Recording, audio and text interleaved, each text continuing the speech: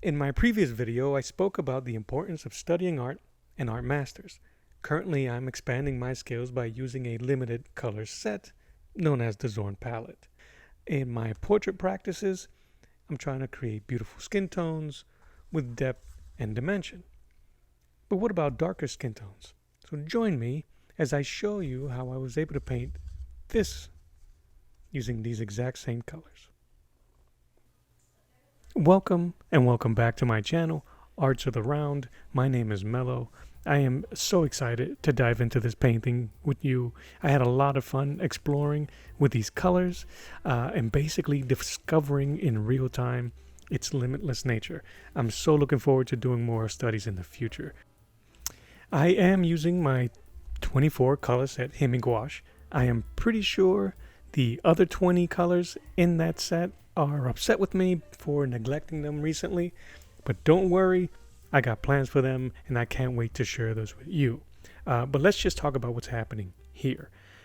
When it comes to painting dark skin tones, I struggle.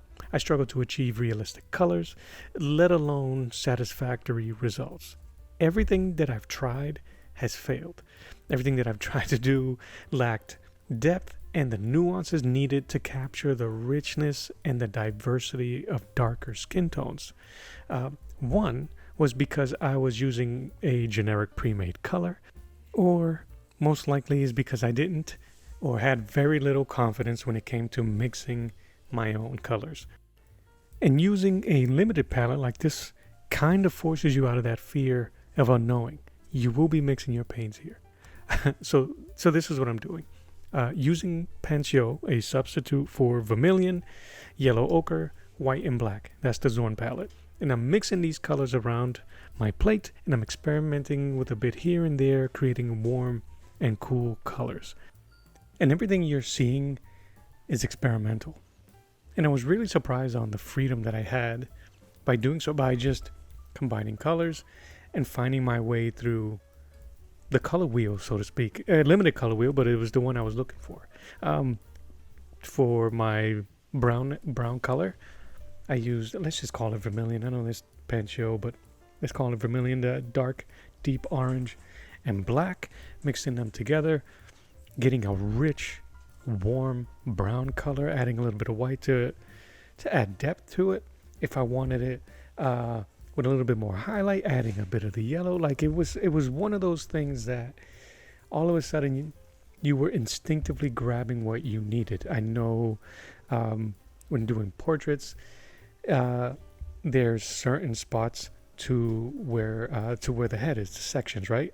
Yellowish color when it comes to the forehead and up, between the eyes and about the middle of the nose, or a little bit below the nose is more reddish, right? Because it's more red around the nose and the cheeks and the lips. And then some brown or colder blue or colder colors, colder tones during the chin area, especially for guys because of 5 o'clock shadow and all of that. So I had those things in my mind, but I honestly, my thinking process was I wouldn't say it's hard to explain, but I'm basically saying that I was in like automatic, right? And just letting it go. I need some of this. I need some of that. And that's how the picture began to take shape. And I was really impressed by it. I was just in the moment. I was in the moment and kind of outside of myself looking at it. The only time I had concerns was when in the middle of the process you start losing contrast, and that kind of happens when you're stuck in a very specific color theme. So I think that's where I kind of lost myself, in the highest of highlights and the darkest of darks. So, and I didn't want to use black, pure black, and I didn't want to use pure white. I think I ended up doing it anyway, just out of frustration. And again, and that's because of lack of knowledge of using this and mixing colors. I just don't have that comfort level when it comes to mixing colors. That's why this to me was almost a revelation.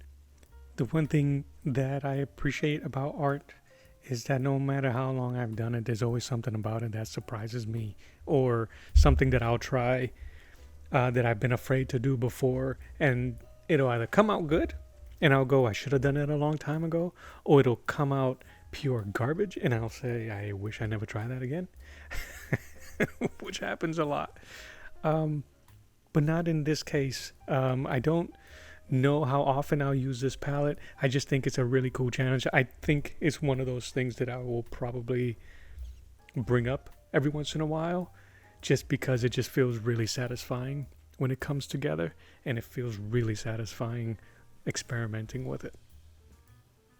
And here's something I was able to discover that I'll gladly share with you. One of the key things to keep in mind when you're mixing your colors is to avoid having a heavy hand. It's really easy to get carried away with bold and vibrant colors, especially if you have a large color set. Sorry, Himi. I promise I'll use all of your colors soon. But the most realistic colors, not just skin tones, are often those that are soft and subtle. So if you're like me, currently using and learning gouache, just keep in mind you're going to need to build up your color layers gradually. And doing that, you can achieve a level of nuance and realism that's really stunning. And to repeat an old adage, if at first you do not succeed, try and try again.